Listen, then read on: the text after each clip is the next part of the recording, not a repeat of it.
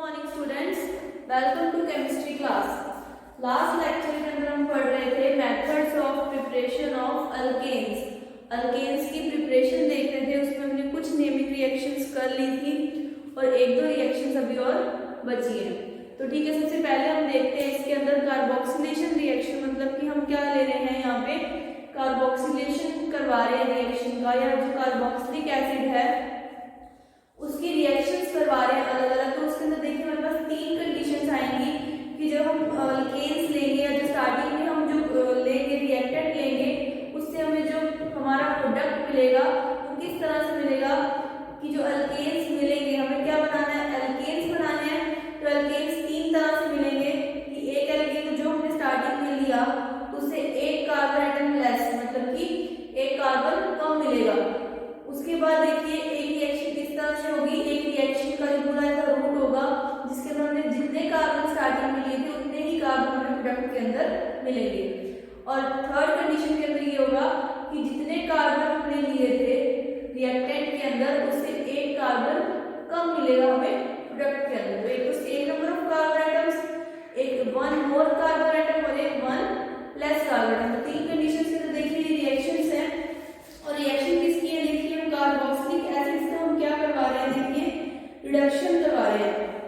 तो अल्केन्स है उनको हमने किससे, कार्बोक्सिलिक एसिड से बनाया और उसके अंदर देखिए एक मतलब one carbon atom less, one carbon atom more और same number of carbon atoms की रिएक्शन देखिए। तो देखिए ये रिएक्शन का एक पूरा एक तरह से देखिए फ्लो चार्ट बना हुआ है।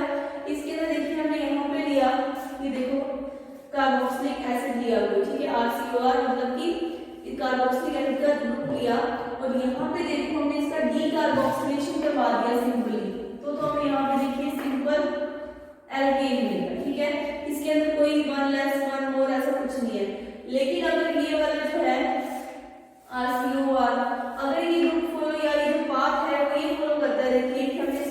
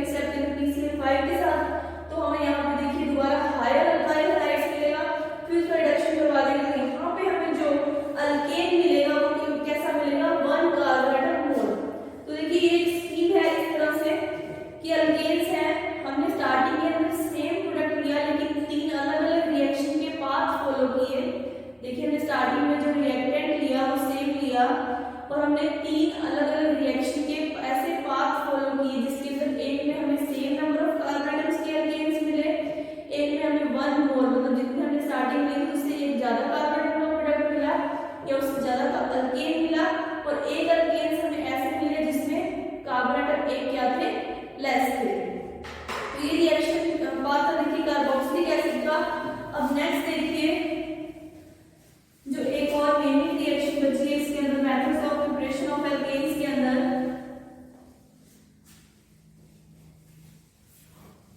वो है वॉल्फ-किश्नर रिडक्शन। उसी का आगे मॉडिफिकेशन है हुआंग-मिनलोंग वॉल्फ-किश्नर रिडक्शन। तो देखिए methods of preparation of alkenes का टॉपिक चल रहा था हमारा। इसके अंदर हम देखिए कर रहे थे वॉल्फ-किश्नर रिडक्शन या फिर इसको बोलते हैं हुआंग-मिनलोंग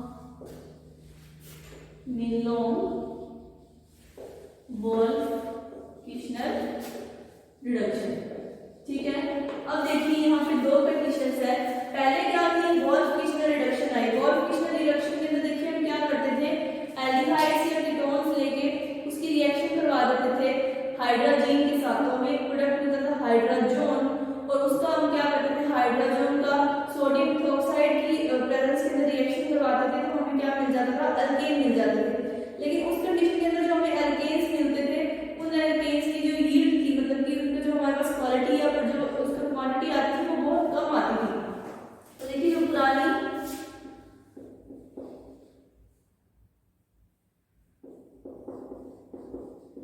जो रिएक्शन थी, जो वॉल्फ-किश्नर रिडक्शन था, वो देखिए इस तरह से था। हाइड्रोजन होता था हमारे पास, उसकी रिएक्शन करवा देते थे सोडियम इथोक्साइड की प्रेजेंस के अंदर NaOC2H5।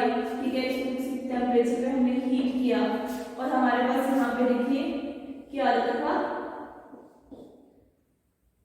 CH2 प्लस एंड इस तरह से हमारे पास एल्केन आ जाता था। ये तो थी पुरानी वॉल्फ-किश्नर रिडक्शन। देखिए वॉल्फ-किश्नर रिडक्शन या फिर स्टीवेंसन रिडक्शन, दोनों ही जो रिडक्शन थे वो फेल हो जाते थे किस कंडीशन के अंदर, जब जो हमारे पास ये जो मतलब ले रहे थे, जो एल्डिहाइड और कीटोन्स ले रहे थे, अगर वो टर्शियरी एल्डिहाइड या टर्शियरी कीटोन मतलब 3 डिग्री एल्डिहाइड या 3 डिग्री कीटोन्स ले रहे थे, तो उस कंडीशन के अंदर यहाँ पे बहुत ज्यादा रश होने के कारण एक तरह से स्टीरिक हिंड्रेंस हो जाता था। स्टीरिक हिंड्रेंस का मतलब कि कार्बन के चारों तरफ इस तरह से मान लीजिए कार्बन ही कार्बन है, इस तरह से एक तरह का जो रश हो जाता है उसको क्या कहते हैं, वहाँ पे स्टीरिक हिंड्रेंस। रश होने के कारण क्या, वो रिएक्शन को आगे होने नहीं देता।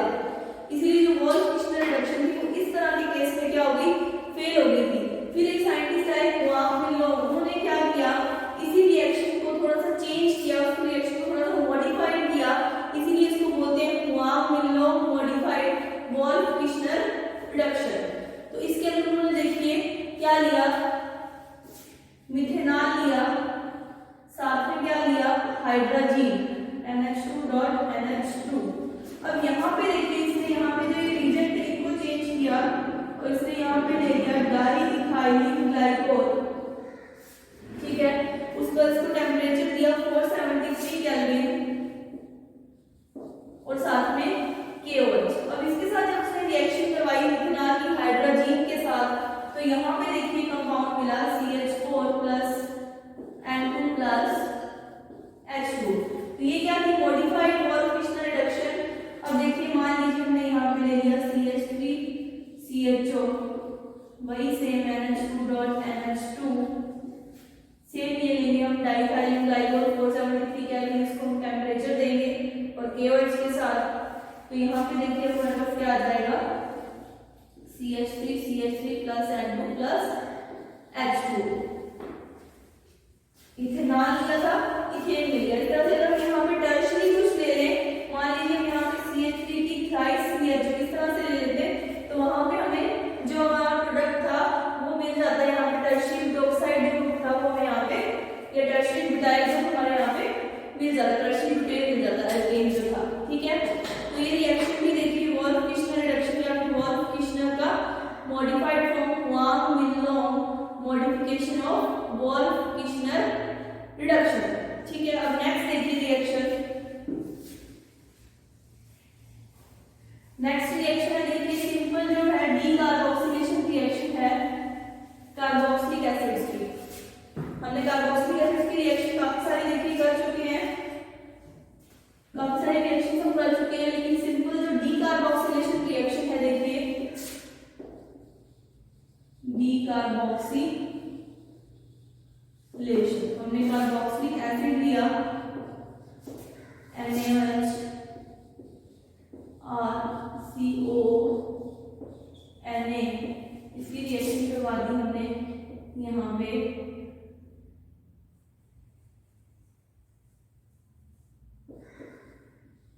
Na plus CaO, NaOH plus CO, ये क्या है soda line, NaOH plus CO soda line की रिएक्शन करवा दी। तो हमें देखिए यहाँ पे क्या आ गया हमारे पास अल्केन आ गया RH प्लस में Na2CO3। देखिए डीकार्बोक्सिलेशन रिएक्शन है, हमने क्या किया कार्बोक्सिलिक एसिड लिया, उसको हमने पहले Na से रिएक्ट करवाया तो हमें यहाँ पे सोडियम सॉल्ट और कार्बोक्सिलिक एसिड मिला, फिर उसकी रिएक्शन हमने करवा दी सोडा लाइन के साथ, तो हमें यहाँ पे अल्केन प्लस Na2CO3 मिल गया। इसका एग्जांपल देखो, जैसे हमने दिया यहाँ पे मान लो CH3COH एसिटिक एसिड लिया,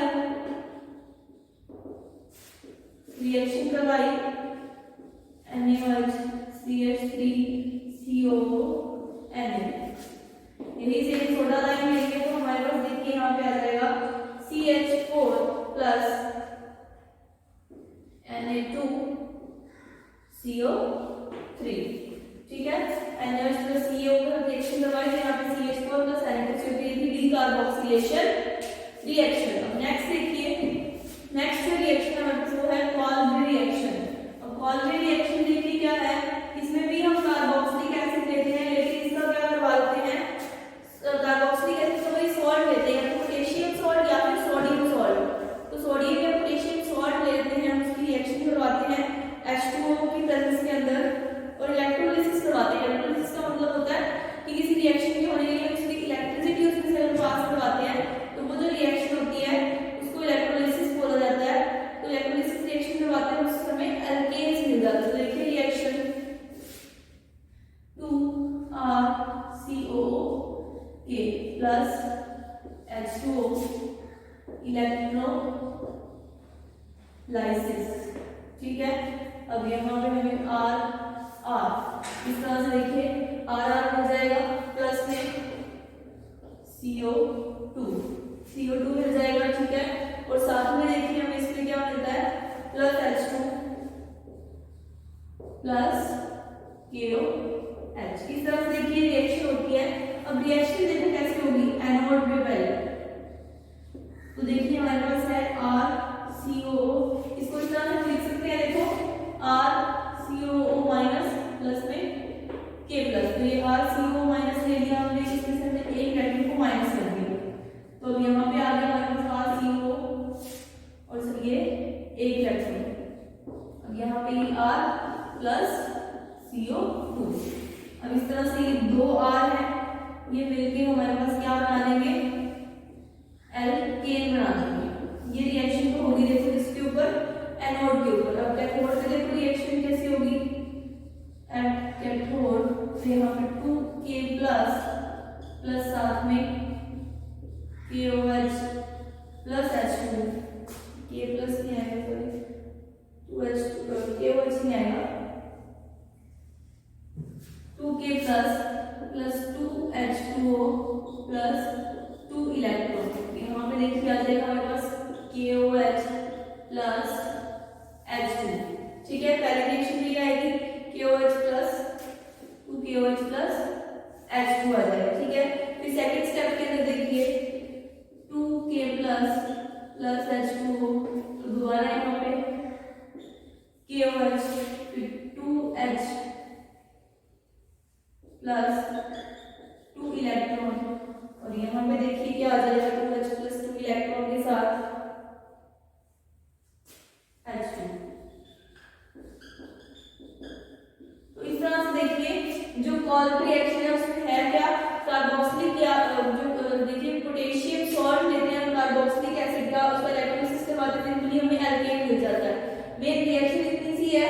और मेन जो रिएक्शन में देखिए जो एनोड पे है वो इस तरह से रिएक्शन का ये मैकेनिज्म है कि रिएक्शन होती कैसे है कि एनोड पे क्या जाएगा और कैथोड पे क्या जाएगा। तो एनोड पे देखिए RCO माइनस से एक इलेक्ट्रॉन रिमूव हुआ और उसके बाद यहाँ पे इसका एक इलेक्ट्रॉन बच गया, तो ये क्या है देखिए अल्काइल फ्री रेडिकल आ गया, CO2 निकल गया, दो अल्काइल फ्री रेडिकल्स कंबाइन हो गए और हमें एल्केन मिल गया। फिर देखिए कैथोड पे जो रिएक्शन है बाकी H2 की मतलब वाटर के साथ और जो K प्लस आयंस थे उनकी रिएक्शन से किस तरह से KOH और H2 बनते हैं। तो ये रिएक्शन भी देखिए कॉल्बरी रिएक्शन। तो यहाँ पे देखिए आपकी जितनी भी ये मेथड्स ऑफ प्रिपरेशन है अल्केन्स की, ये रिएक्शंस सारी कंप्लीट होती हैं एल्केन्स की मेथड्स ऑफ प्रिपरेशन। और इसके बाद नेक्स्ट टॉपिक है हमारा फिजिकल प्रॉपर्टीज ऑफ एल्केन्स, कि एल्केन्स की फिजिकल प्रॉपर्टीज, उनके भौतिक गुण क्या क्या होते हैं। तो देखिए यहाँ पे हम एल्केन्स की एक 10 तक देखिए चेन लिख देते हैं पहले। फिजिकल प्रॉपर्टीज ऑफ एल्केन्स, ठीक है। अब देखिए यहाँ पे CH4 C2H6 C3H8 C4H10 C5H12 C6H14 C7H16 C8H18 C9H20 और C10H22। इस तरह से हमने 10 तक देखिए लिख ली। अब इसके अकॉर्डिंग देखिए हमें फिजिकल प्रॉपर्टीज या फिर उसके भौतिक गुण। तो सबसे पहले देखिए कि 4 कार्बन एटम्स तक ये क्या होते हैं, गैसेस होती हैं, कलरलेस होती हैं और ओडोरलेस, मतलब रंगहीन होती हैं और गंधहीन, दोनों ही, रंगहीन भी और गंधहीन भी। ना इनमें कोई रंग होता है ना इनमें कोई गंध होती है, सारे क्या होते हैं, ये गैसेस होती है। फिर देखिए बाकी ये सारे C15 से लेके मतलब C5 से लेके और C17 तक ये क्या होते हैं, लिक्विड्स होते हैं। हायर एल्केन्स जो है C5 टू लेके मतलब C5 कार्बन से C17 तक कैसे होती हैं, लिक्विड्स होती हैं। और इससे भी ऊपर C17 से ऊपर अगर हम चले जाएं तो वहां जो कार्बन होंगे या वहां जो एल्केन्स होंगे वो कैसे होंगे, सॉलिड्स हो जाएंगे। तो देखिए जो सबसे लोअर एल्केन्स है मतलब जो नंबर 1 2 3 4 कार्बन तक गैसेस होती हैं, कलरलेस ओडरलेस।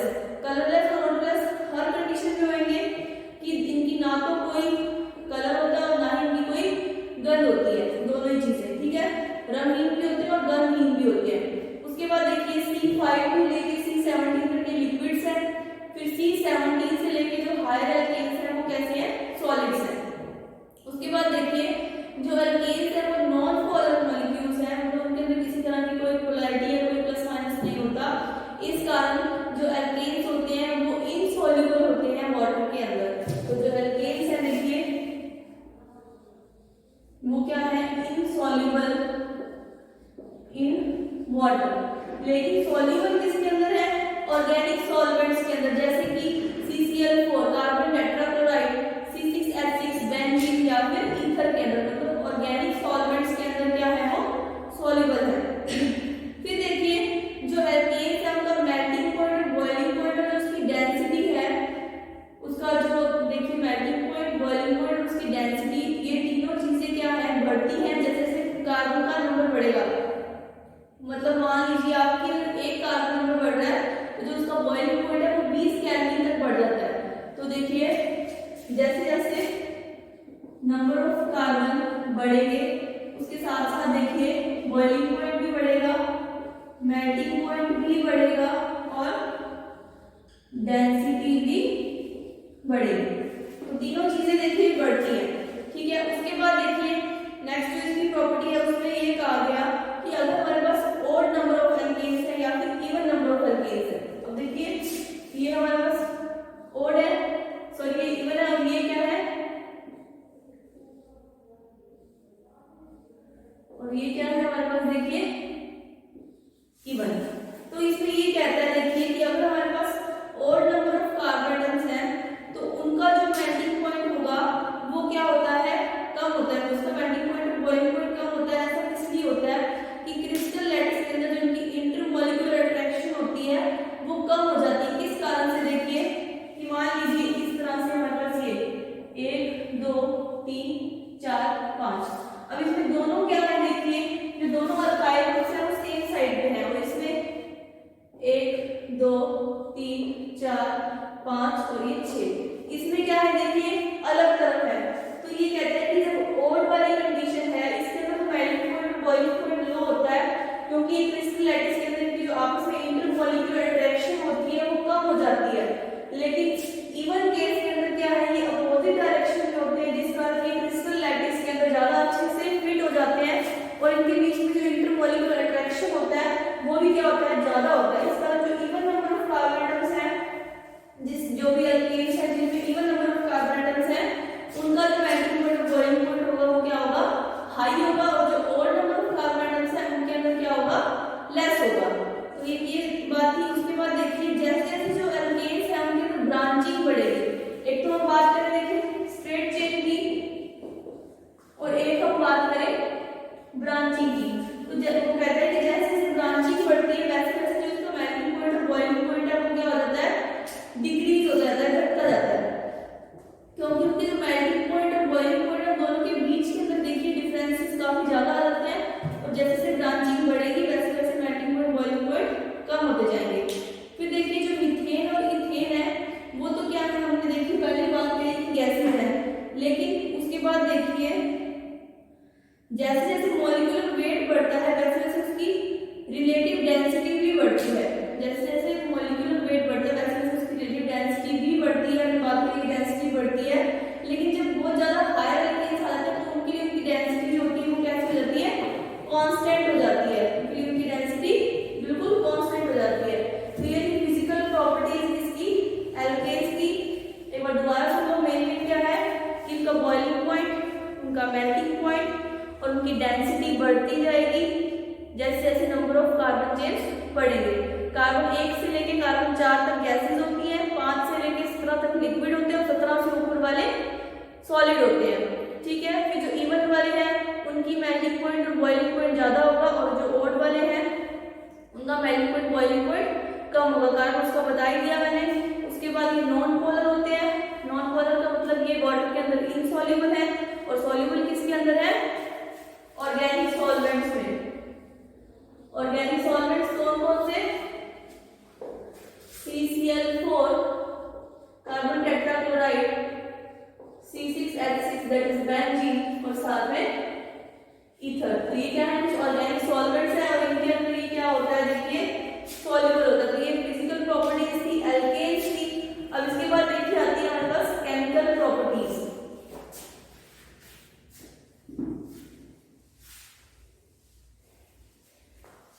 फिजिकल प्रॉपर्टीज के बाद देखिए हम केमिकल प्रॉपर्टीज ऑफ अल्केन्स।